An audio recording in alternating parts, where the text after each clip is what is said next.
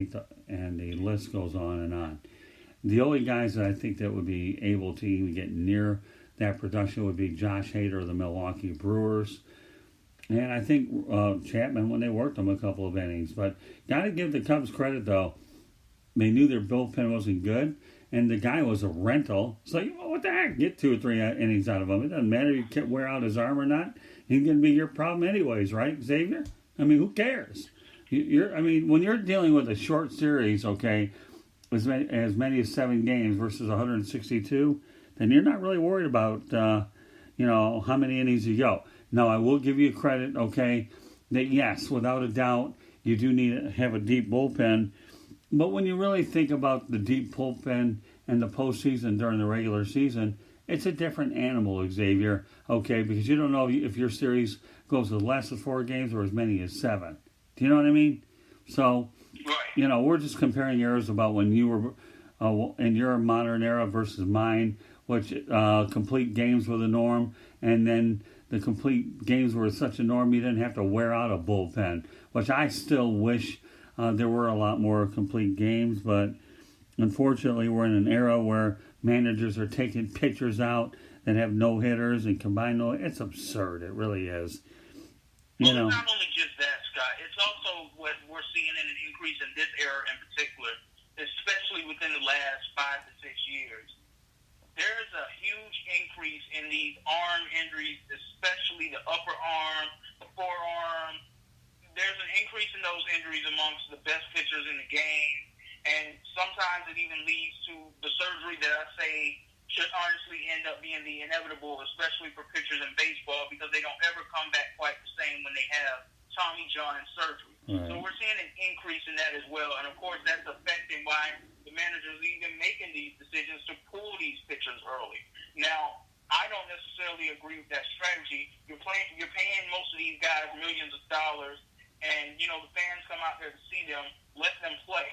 Injuries are a part of the game. You can't avoid those things happening. But I also see why they're doing it. Not that I understand it, but I see why it's happening. Yeah, I do too, but I still don't agree with it. I still believe that back in the day when I was as a kid, guys were pitching on 4 days rest. Xavier, they're pitching on 5 days rest, pal. They really are. So, I think that's a different animal altogether. But, again, you and I will always have these conversations because of the way you're being brought up versus the way I was brought up then. So let's look ahead a little bit to the Cubs situation, okay? Madden's out the door. Who do you feel should be the next manager of the Chicago Cubs? The name that we're hearing more and more, and it's really coming out today, is David Ross.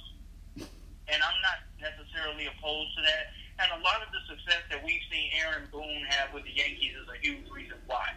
Because as a Yankees fan, I didn't understand when Joe Girardi was fired. When Aaron Boone was hired, I just said, okay, Brian Cashman and the Steinbrenner family better know what they're doing with this. And they knew exactly what they were doing with it. Aaron Boone is the first manager in baseball history to have back-to-back 100-game win seasons. So I believe that could possibly become a trend right there. And, David Ross, he already has cachet with the Cubs organization. Right. He was a part of that 2016 World Series team. He was a huge part of that team. He had some nice moments with them in that postseason, but he was an all-around great guy in the clubhouse for them. The young guys really fed off of him as a sponge. They really did. So I believe he would be able to go in there, and honestly, he may be able to bring some of that magic back that they've been missing for the past few years. But if I had to pick a veteran manager who could go in there over him, my choices actually come down to 2 people. I just named one of them, Joe Girardi. The guy should be manager in baseball.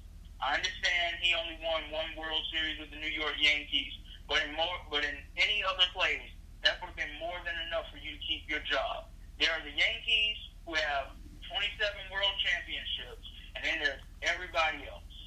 Okay? We understand that. Because even after he won the World Series, he went on to have 3 more appearances in the ALCS, went on to have much more success, winning a few more division titles, and this is with those veteran aging teams. This is with Derek Jeter out of his prime, A-Rod out of his prime, to share a very injury-riddle. When CC Sabathia started to fall off there a little, whatever they had left of Nick Swisher,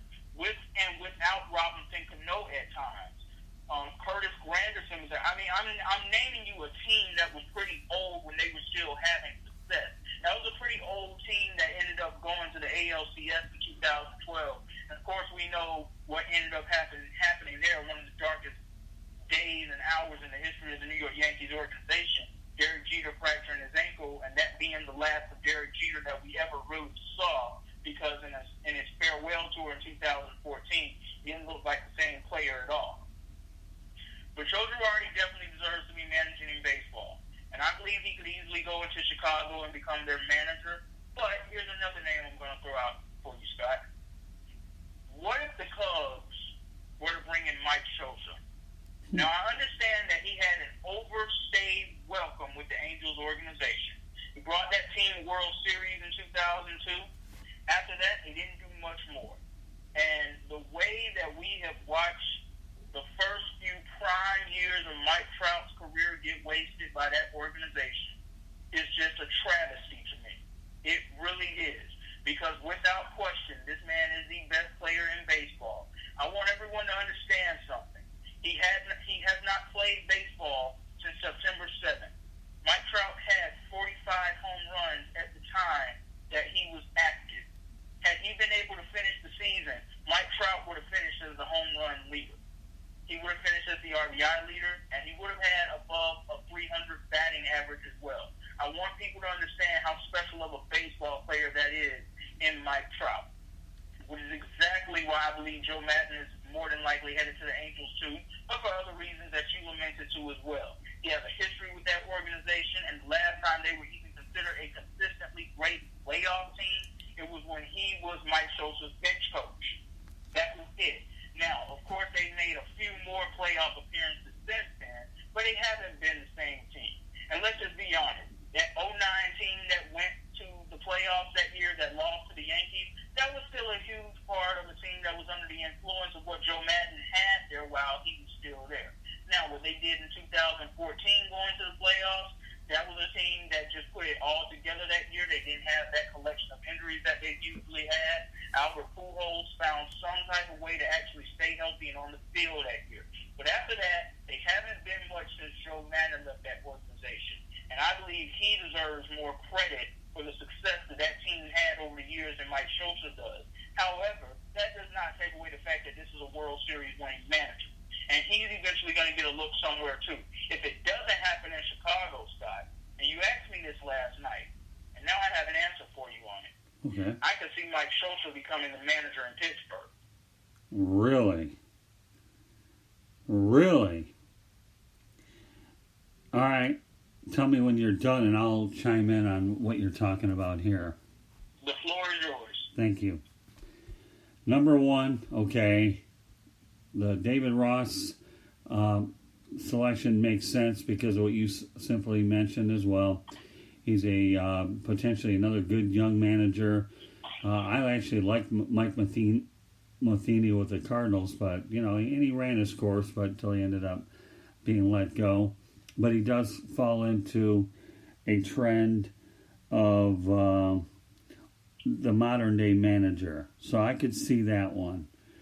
Joe Girardi is a Midwestern guy from the Chicago area. I believe he went to school at Northwestern, or he's from that area. So I think he would definitely be a natural fit. And if he isn't, he's going to land a job somewhere. I just think he's going to be selective about the job that he lands. Okay, that's what I think. Mike Scioscia is an interesting name. He really is, because yes, he did stay with the Angels for a long time. And I think he could do well with the Cubs. For some reason or another, I just don't see it. I really don't. Don't know why, but I think Mike Scioscia is definitely looking for another opportunity. But he's the kind of guy that could be very selective about really where he wants to go. He really can. So, now, let's narrow this down a little bit more, okay? I like Girardi, and you're right. He made a bunch of aging veterans, without a doubt. But he definitely is the type of guy that could light a fire under a stagnant team's rear end. And I think he would get them to produce. But I would say that's a toss-up. Now, let's go to another one that this is the first time I'm hearing this. I don't see the Pittsburgh Pirates ever landing a top-tier manager with that small market. There is no way ever that I could see Mike Scioscia ever taking the Pittsburgh job. Don't see it. No way. They don't have the resources to provide this guy with talent. They don't do it. It would be anybody's guess to find out who the Pirates would end up taking. I think it could be a hire within the organization, maybe a AAA manager or another guy. I don't know. For all I know, maybe Brad Osmus may go in there at some point, and I don't know if he'll land another opportunity. You really never know. A guy who I'd like to see manage again, but who knows if age works against him, would be Dusty Baker. And that's a name that hasn't been brought out. So, to me, it's anybody's guess about there. But I think there's no question that Joe Madden is definitely a good fit with the Angels. I don't think there's... I don't. In fact, think about it this way, Xavier. They didn't fire any of these staff members. Osmus was the only one that got let go. So... you don't fire a guy like Osmus unless you have a guy in mind. Let me take this a step further back in my days with the Detroit Pistons. Do you think that Rick Carlisle would have been fired by the Pistons if the Pistons didn't have a succession plan in place by wanting Larry Brown? Oh, no, absolutely not. Absolutely not. He was coming off of a year where he took an underachieving team all the way to the Eastern Conference Finals. Right. This is before they acquired Rasheed Wallace. I want to remind everyone of that. Right. But my point is, Xavier, unless you have what you call a very good succession plan here, and I mean a really good succession plan, you don't make this move. So I have a feeling that Madden was in the cards all along. He was on an expiring contract anyways, so I think that was a natural fit. So, I don't know. I think this hire gets done pretty quickly with both teams within a week, if not 10 days. But I think it'll be sooner than later. That's what I think. You're giving it a week. I'm giving it until Friday. I'm only giving it about the next 3 to 4 days. For what position? Joe Madden as the manager of the Angels. Okay. What about the Cubbies filling their vacancy? I believe that's going to take a little longer because I believe they're going to actually take the time and take their time to try to process this. Well, yeah, they got more candidates to process it. Xavier, seriously, dude. I'm just telling you. You're right. You've already said it, right? Ross is a sexy choice. Okay, number one. And I definitely believe that Girardi, it's a two-man race between Girardi and Ross. But I don't see Sosha. I don't see it. But you know what? That'll be something that we have a TBD on our future show, that's for sure. So, with that said, why don't we transition over to another subject, and that's the Vontaze Burfict play that landed him on the principal's office and found him sitting on the outside of the shield looking in for the rest of the season. So, you talked to me about talking about this last night? Go ahead. The floor is yours. Well, Scott, I'll start off by saying this. I received a notification on my phone yesterday while I was at work because I was watching a plethora of games at the same time. The Colts and the Raiders was not one of them. That was a game that just didn't feel like it was going to pop off my screen. And it actually ended up being a better game than I thought it was going to be. But the notification I received is Vontaze Burfict has been ejected from the game. And I go to Twitter. I'm like, okay, let's see exactly what he did. Because as you know, Scott, sometimes the referees will eject some of the players for targeting penalties that aren't necessarily purposely done. We've seen that a couple of times. Now, when it comes to Vontaze Burfict, of course, that's not the first thing that comes to your mind is Vontaze Burfict absolutely, accidentally hit someone. No, that's not what comes to your mind. But I wanted to see the play for myself. And when I saw the way he went head first, just basically head hunting into the Colts tight end, Jack Doyle, I was absolutely disgusted. But what disgusted me even more than that was his reaction to the aftermath of all of this. When he was ejected from the game and he was smiling and grinning and blowing kisses as he jogged off the field. And I started to tweet something yesterday, but I wanted to save it for our show.